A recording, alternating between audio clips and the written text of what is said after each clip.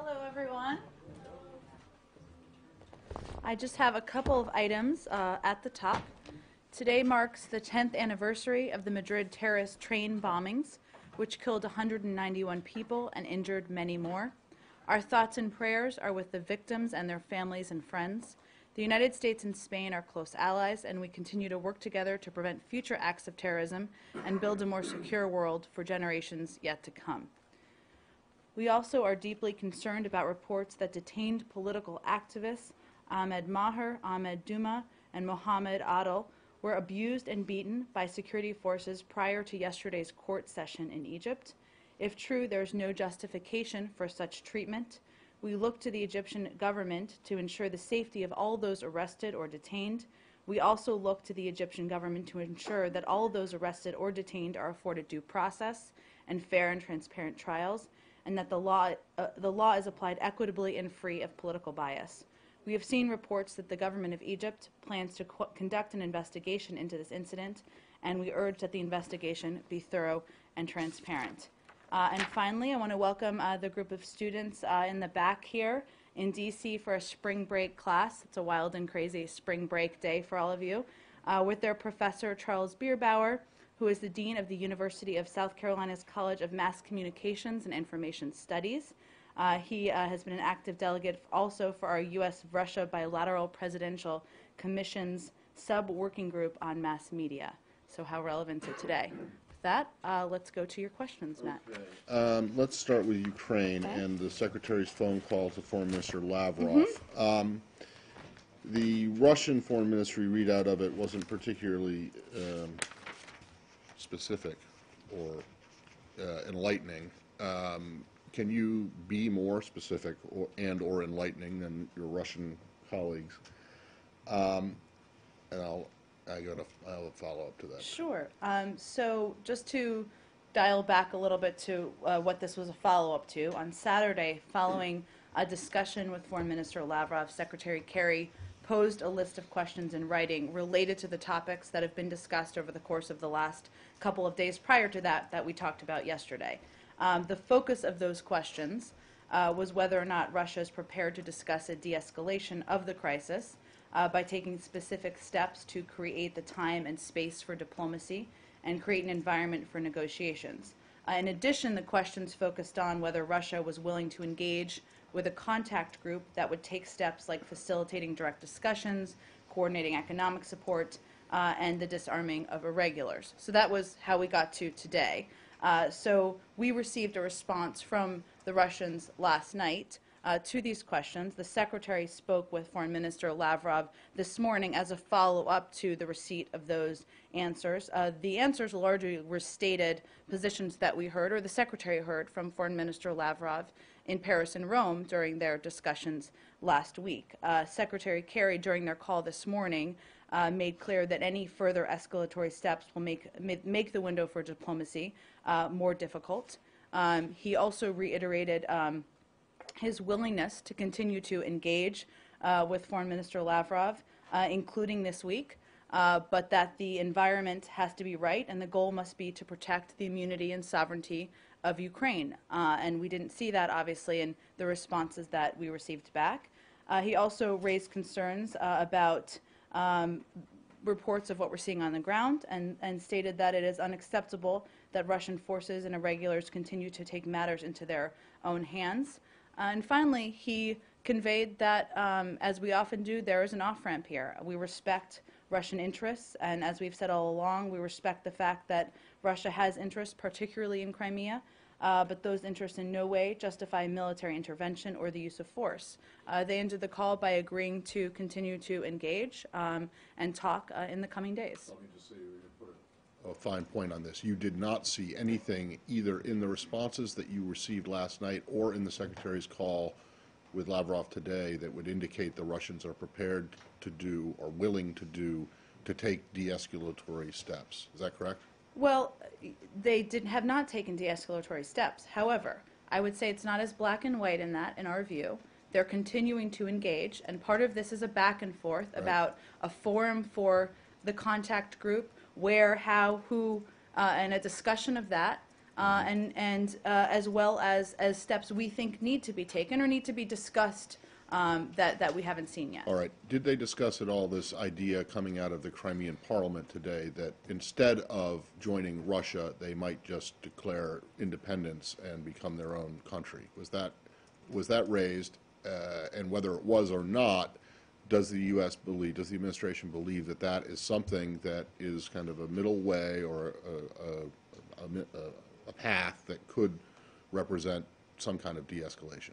Well, the way that it was talked about on the call, from all of the information I have available, is that the Secretary reiterated our belief that the referendum wouldn't abide by the Ukrainian Constitution, which you've heard us say many times publicly. I'm not aware that that particular piece was discussed, but our view remains that any discussion about the future of Crimea needs to take place with the new government of Ukraine at the table, engaged in it, participating in that conversation. So you do not believe that pro-Russia people or pro-Russian parliament have the constitutional right to unilaterally declare independence? My understanding is that would not be in line with the Ukrainian Constitution.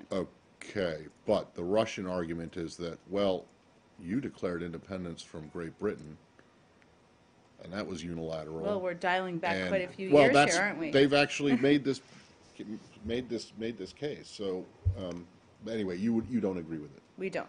And you would think that, and so either the referendum or a declaration of independence is escalatory and not good in your view. From everything I know about the Declaration of Independence, it still does not abide by the Ukrainian Constitution. Can I just ask on the... Sure, go ahead. You said that during the call, Foreign Minister Lavrov largely restated the positions you've already heard. Well, I was referring also to the answers that we received back to the questions that were posed. And so the call this morning was a discussion about that as well as the path forward, of course. So on the issue of the contact group, which perhaps is maybe one of the paths forward on this off-ramp you keep mentioning, was there any discussion from Foreign Minister Lavrov that Moscow might be prepared to now join in with some kind of contact group? Well, I'm not going to speak on their behalf on what they are or aren't willing to do, but obviously the contact group and a forum for the international community engaging, for Russia and the Ukrainian government talking, is a primary part of what we're talking about here. So certainly that's a part of what's being addressed in the principles and the follow-up questions, and as well as the conversation this morning. But it would suggest if they're largely restating their position that they didn't actually go down that road. They did not say, yes, we will join in now. Well, we have not set up a meeting. You would know if we had, but that conversation is ongoing, and I expect they'll be talking again soon. I don't have a scheduled call yet, but I expect they'll be closely engaged, I should say. Was the Secretary disappointed by the tenor of the conversation? Was the hope that there might be more positive steps made forward? Well, the Secretary is an optimist. He also is a realist when it comes to cases like this, and certainly he understands that there is a long historic connection. We understand, and as he reiterated on the phone call, Russia's connection to Crimea, their interests in Crimea, but his goal here is to continue to take steps forward each and every day, and he'll remain committed to that in the coming days. Jen, when you say that any further escalation, of what Russia's doing would make diplomacy difficult, is this some kind of point at that you would be ready to move to fully fledged sanctions? And what do you mean by that would make diplomacy difficult? Well, We always reserve, on sanctions, that implementation process is ongoing in terms of a discussion of targeting. We also remain, the way that the executive order was written gives us flexibility to expand the targeting of sanctions if we so choose. So that is always an option we have in our back pocket. In terms of what I meant by, or what he meant, I should say, by the window closing, what he means is the international community is committed and engaged to this. We want to have a diplomatic process and discussion with the Russians and the Ukrainians. But the longer this goes and the more escalatory steps that are taken, the more challenging it becomes. He was simply stating, I think, something that we all know is true. Ukraine? Go ahead, Elisa, and then we'll go to you. Yeah, I want to know about these questions, and I understand that it's about whether Russia is willing to, engage and willing to take. why are they posed in the answer of questions? Why are these not posed in the realm of this is what Russia needs to do to avoid sanctions or to,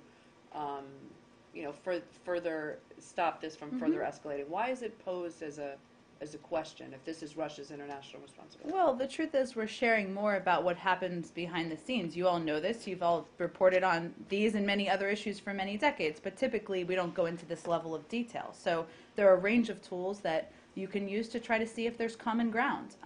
We have a responsibility, the Secretary feels we have a responsibility to pursue that, to engage in the diplomatic process, and we felt that would be a productive way to see if we can reach common ground. I still don't understand, though. I mean, usually these are, put forward in a set, I understand, like in a set of ideas or a proposal or a plan, but I very rarely hear it posed as a series of questions to ask Russia whether it's willing to play nice with Ukraine or do Well, any of that's those not, I things. think, again, I wouldn't over-focus on the questions or even the principles that we talked about yesterday. Those are part of a diplomatic effort that includes many calls the President has made, the Secretary has made, his engagement with Foreign Minister Lavrov, meetings in person. This is simply a mechanism for discussing what we know the core issues are here. The questions addressed what the core issues are, and also those were the same core issues addressed in the principles that were exchanged just 2 days earlier. So it's just a mechanism for discussion. So, Don't you think that the Russians are buying time through these discussions while they are tightening their control on Crimea? Well, I think, again, obviously we would love to have this resolved yesterday, of course, but we have a responsibility to engage diplomatically and see if we can come to a conclusion here that's satisfactory to all of the parties. We're not dealing in a fantasy world here. We're dealing with a reality of of a challenging foreign policy situation, and that's why the Secretary is so engaged in it diplomatically. Jen, you just said. We'll go to you next, Said. Earlier, sorry, this is just based on one of your comments. You said that any further escalation, provocation, whatever, would make the window for diplomacy more difficult. On 3 days ago, on March 8th, a senior official in a background readout of a Kerry Lavrov call said, quote, "At the same time, he, Kerry, made clear that continued military escalation and provocation in Crimea or elsewhere in Ukraine, along with steps to annex Crimea to Russia, would close any available space for diplomacy." And he urged utmost restraint. Are you softening? Is the language softening from would close, meaning it's all over, to Well, I don't make think the either window of put a diplomacy? specific timeline on it, nor do we have a timeline. Okay. We do feel we have a responsibility to engage diplomatically here, so we're not closing the window. Obviously, we keep talking about this day by day, week by week, and circumstances change. So I can't predict, not that you're asking me to, where we will be in a week. I don't know, but the point he was making is we need to move this forward now, because right now the international community is engaged, the Right. Ukrainian government's But the- engaged. Space has to the- be closed for diplomacy, though. I mean, unless you're going to go to war, which obviously I you're didn't. not. I didn't suggest it was closed. Well, apparently this official said that it would, as Matt was saying, that this would close the space for diplomacy. But how can, I mean, I understand that it makes diplomacy more difficult, but how could it ever really close the door to diplomacy if diplomacy is the only solution? Well, I mean, I think the words I used today were make it more difficult, and those were the words the Secretary used on the phone this morning. And the 8th, the readout of the call on the 8th suggested that the closure was more like a slam and not a gradual lowering of the window. So I just want to make sure you're not intending to back down, or you're not intending to ease the pressure on the Russians. I'm not over this. intending. I think it was a turn of phrase in both Okay, cases. fair enough. Well, I have one more on this, Sure. though, but, I mean, so what is, I know you say you don't have a timeline, but, I mean, what is the kind of trigger for more sanctions or more punitive measures? Is it that if this referendum goes ahead on Sunday, is that? We look at a range of issues. Certainly, whether there's military escalation on the ground, whether Russia is engaging or not engaging, steps that are happening that are unhelpful, including their support for a referendum. There's not one silver item, but of course we look at all of these items and we reserve the right to move forward with additional sanctions if we choose. What if you have I think we talked a little bit about this yesterday on this, but what if you had a situation like you did in Transnistria where this region voted to join Russia, but Russia said, no, thank you, we like you and want to be, have good relations with you, but we respect the territorial integrity of sovereignty of Moldova. If Crimeans vote and Russia does not accept them to join Russia, is that something that Russia would I'm be just punished not going to for? speculate on that, but that doesn't seem like it's a likely outcome at this point. Jen, a quick Go follow-up ahead. on this point. Do you have any reason to believe that the referendum will not take place on Sunday? And what is your plan B once it takes place? What is your plan on Monday? I can't predict for you what our plan is on Monday. We look at all of the circumstances on the ground. I don't have any information to suggest it's not going to take place on Monday, but that's all the information I have But on you it. agree that all indicators point to it taking place on the 16th, Well, I correct? believe that's what's been announced, so I don't have information that So, but conflicts do you with have that. like a plan, an urgent or a contingency plan that begins to take effect on Monday the 17th? We cite every day. We evaluate day by day what steps we have at our disposal, what steps we can take. We're trying to balance here between pressure and engagement and diplomacy, and so we have discussions and meetings and make decisions about this every single day. So shortly after the call ended, the Russian Foreign Ministry put out a statement which said that the Russian Foreign Ministry deems the Crimean Parliament decision absolutely legitimate and Russia will respect the results of the referendum. Do you regard that as escalatory rhetoric? I'm not going to define every item what we feel is or isn't. Obviously, But there it's are not things that moving are in the right fairly direction, is it? that is not moving in the right direction, Okay. certainly. But we're continuing to have this discussion, so I just want to evaluate day by day. More on Ukraine or something else? I have one on Ukraine. Ukraine? Oh, Ukraine. Go ahead, Joe, and then we'll go. Well, I just wanted to take you back to the idea that there is no deadline on this, or you have no timeline. I mean, surely Sunday is your timeline. I mean, Well, once the Joe, vote takes what place. I meant by that is that it's not a day where we shut down diplomacy that's marked on a secret calendar with a red X. That's what I mean. Obviously, we're evaluating day by day what we need to do, what steps we need to take, whether that's more phone calls or visits or sanctions or whatever it may be. So what I mean is I can't predict where we will be on Sunday, Monday, Tuesday, because we evaluate day by day. But obviously, diplomacy is something we feel we have a responsibility to engage in at this time. Yeah, no, I understand that. But on Sunday, if there's a vote taken in the Crimea, and if it goes largely in the way that it would suggest to be going, which is that the Crimea Peninsula votes to join the Russian Federation, then you have a fait accompli on the ground, Well, I which is going to be think very what the difficult Russians to roll need back. to be aware of is that the United States and many members of the international community won't recognize that. So But does that matter? we'll see day by day. And care Yeah, I mean, I think they do care about steps that we have taken, we will continue to take, and other members of the international community so I will guess take. that goes back to Saeed's question, which is on Monday, do you then intend to have a programme of action to hit back on the vote on Sunday? Obviously, we're taking this day by day. I'm not going to make any predictions or announcements about where we'll be on Monday. Can I just have one more? Sure. We were talking about an invitation from Foreign Minister Lavrov, Mm-hmm. which was extended to Secretary Kerry, which hasn't been taken up so far. Was that invitation extended again in the phone call? Or, if not, is the Secretary still thinking perhaps he might go at some point to Moscow? We still keep the option open of meetings, wherever they may be, with Foreign Minister Lavrov or other officials, and we haven't made any decision about that at this moment. But was the invitation extended again? I believe they did discuss it. It's not as formal as you know, but certainly they discuss continuing to engage the time in a range of ways. The time is not right for the Secretary to be getting on a plane to say, well, I know we have the meeting tomorrow of the Prime Minister of Ukraine coming to the White House. So presumably he won't want to go anywhere until Thursday Well, anyway. we evaluate day by day. So at this moment, there's no planned travel, but again, we look at this day by day. Just, sorry, one more, because you haven't mentioned that Sure. there will be, the Russians will not like steps that you would take in this. How have the Russians reacted to the sanctions and other steps that you've taken for their continued occupation of Abkhazia and South Ossetia? Well, Matt, we didn't do sanctions in that case, as So you know. Crimea, then, can we assume that Crimea is more important? I wouldn't you? assume that. I think that was, 6 years ago, if my math is correct. Well, no, And- but it continues today. I mean, we just had the Georgia strategic dialogue 10 days ago in the midst of the beginning of the Ukraine crisis, and it was raised again that Russian that you object to Russia's continued occupation of these parts of Georgia's territory. But if the Russians see no sanctions coming from that, why should they have any reason to believe? Because we announced last week that the president signed an Okay. executive order to So- allow us to put sanctions in place.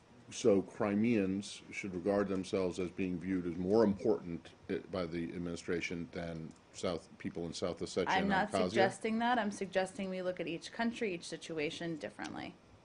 Ukraine or something else? On the secondary call to Mr. Lavrov, is he still discussing Syria with Mr. Lavrov?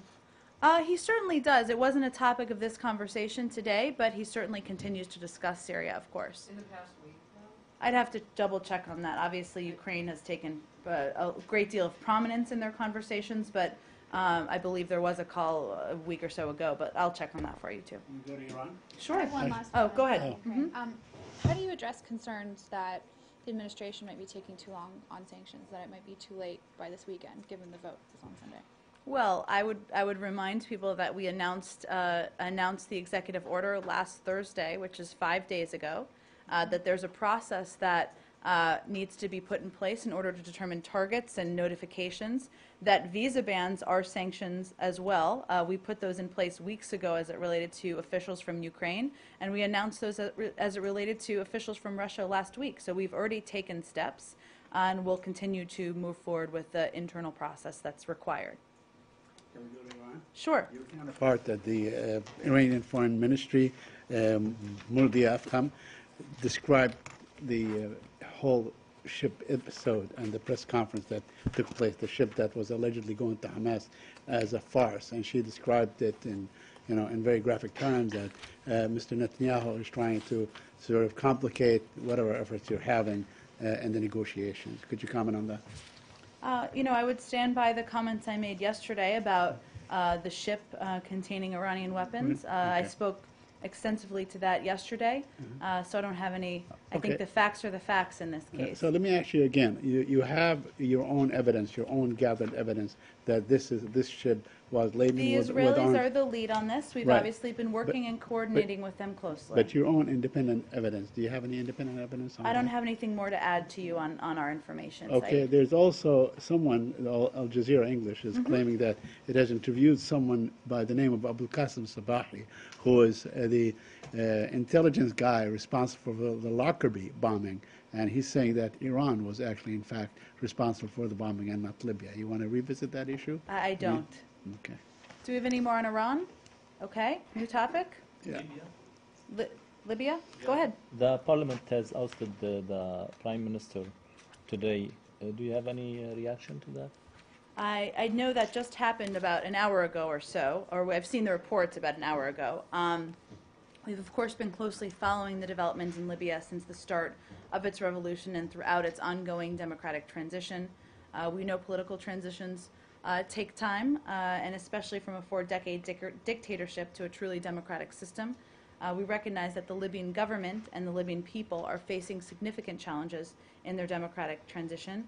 This is not surprising. So we will continue to support the democratically elected Libyan government and its people. We appreciate the leadership of the Prime Minister, who navigated a fragile time in Libya's transition, and will continue to monitor and be in close touch on the ground about the situation as well. Were you aware about this move?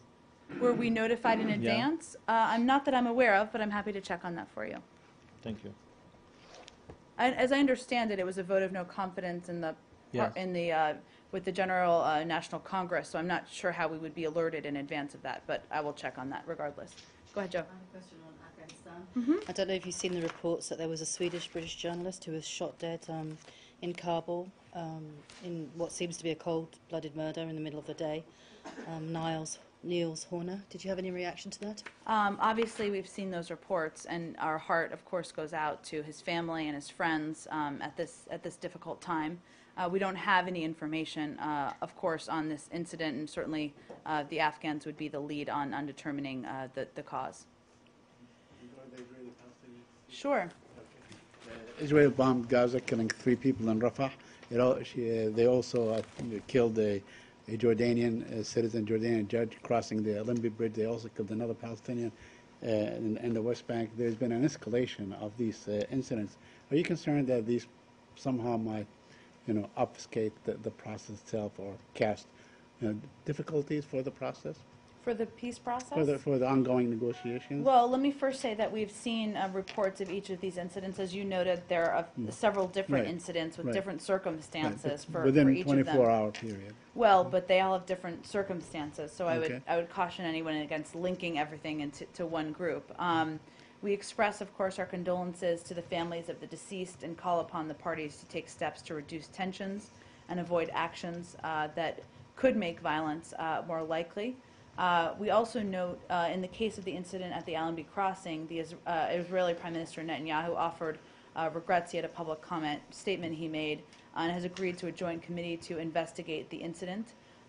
We're not going to analyze or speculate how every event may impact events. I would just simply reiterate that, of course, our thoughts are with the families, and we certainly encourage investigations into these cases.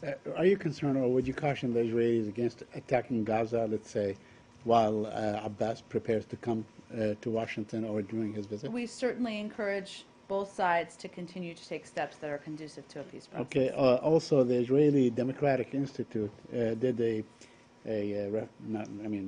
survey, and they found out that 64% of Israelis do not trust Secretary Kerry. That whatever motivation, according to them, that he has, it is personally motivated, and it's not for the good outcome of the two-state solution. Do you have any comment on that? Well, I have not seen that poll, and I'm not Send it to familiar me. with the polling data. But let me just reiterate to anybody who has concerns or is skeptical out there. Secretary Kerry is committed to this process because he has worked and known many people in the region, Israelis and Palestinians both, for his 30 years in public service.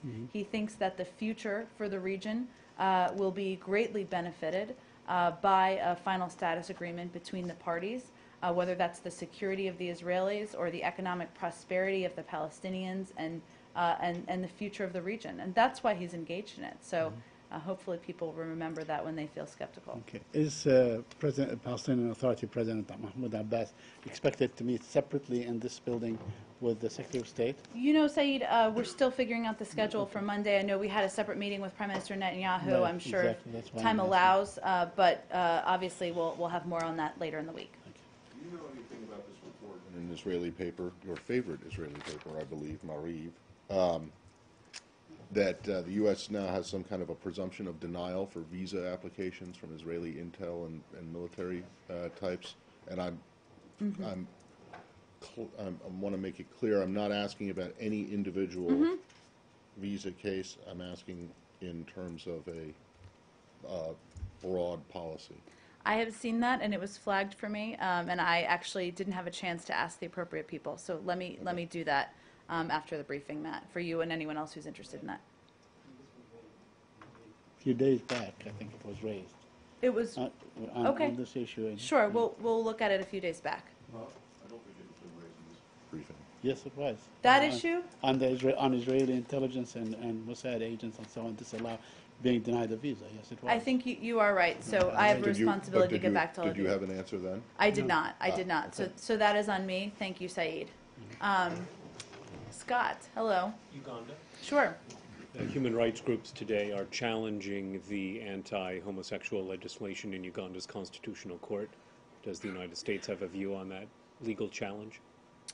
I have seen that. I didn't have a chance to speak to our lawyers about that specifically. You know how concerned we are and continue to be about this law and the implementation of this law and the negative impact it has on the country and on LGBT people around the world. And you heard the Secretary speak pretty passionately about this just 2 weeks ago. We have our own ongoing review of our own options. There isn't anything to announce at this point, but let me see if I can circle back with our lawyers and see if there's anything specific from our end on that. You'll know that following President Museveni's decision to sign that law, several European countries immediately suspended their assistance, as the United States has not yet taken any action then. We have not, and I think, as you know, Scott, but a great deal of our assistance goes to programs like health services and programs that very much help the people of Uganda. And so you always have to weigh that when you're making decisions. Go ahead. Yes, on El Salvador, there were presidential elections last Sunday, and the outcome was very tight. They're still counting the votes, but one of the candidates has already asked for a recount. I wanted to know if you have an opinion on this. Sure. Well, we, of course, applaud the Salvadorian people for exercising their democratic right in peaceful elections that international observers called free and fair. We urge patience as El Salvador's Supreme Electoral Tribunal finalizes the results of this election. Preliminary results from El Salvador's Supreme Electoral Tribunal indicate a very close election, as you mentioned. We encourage the use of established electoral procedures to reach a peaceful conclusion to any disputes. We look forward to working in close partnership with the candidate chosen by the people of El Salvador to be their next president. So naturally, we will allow this process to see itself through. Great. Go ahead. To follow up on the passport issue raised yesterday, has the U.S. Expressed concerns either to Interpol or to any international partners about the potential for a security breach with more than 40 million travel documents stolen or lost since 2002? Well, I talked a little bit yesterday about the steps we take. Let me give you a few more details on that. Since 2008, prior to departure, Customs and Border Protection vets all travelers for inbound and outbound flights to and from the United States, as well as any flight that travels through United States airspace through the Advanced Passenger Information System, and does a thorough review of all relevant domestic and international criminal databases, including Interpol databases, for any issues of concern, including reports of stolen documents. Multiple law enforcement agencies play a role in airline security. Certainly wouldn't be the State Department having the lead on that. And DHS, of course, works extensively and is really the point on many of these issues. I'm not aware, I don't have any details on your specific question in terms of whether it's been raised. Obviously, we've been in close contact with a range of counterparts around the world. I'm happy to see if there's more to report on that front. Great, thank you. I have one more. Okay. And I hope this is the end of it all. But given the here we fact that go. you opened, one of your opening statements was about the treatment of people by authorities in Egypt, wondering if we can end this on the Medea Benjamin thing. Have you, or do you plan to say anything to the Egyptians about your concerns over her alleged mistreatment? So we did receive, yesterday, we did receive a request from Ms. Benjamin to inquire, and we have done that, but I don't have any updates on what we've heard back. Sorry, to inquire To inquire with the Egyptian authorities about as her treatment. to, Her treatment. but not to necessarily protest it, but to ask about what happened to her. Correct. Okay, that seems to be different than you talked about reports about these Egyptians who are on trial saying there were reports that they were beaten up, and you said, if true, there's no justification for this kind of treatment. Would that apply in her case as well? Certainly, if any American citizen or any citizen is mistreated, we Okay. wouldn't find that acceptable. Thank you, Thank you. everyone.